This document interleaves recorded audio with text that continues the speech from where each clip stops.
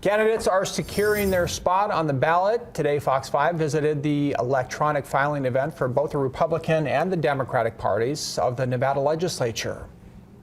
Both incumbents and first-timers filed today to get on the ballot. This is the first official day for those running for a seat in the Nevada Assembly, as well as other state and federal offices. Those filing for any seat in the Nevada legislature have until next Friday, March 15th, to turn in candidacy declaration forms. This event was the official kickoff of the campaign season in Nevada, leading to the primary election in June and the general election in November.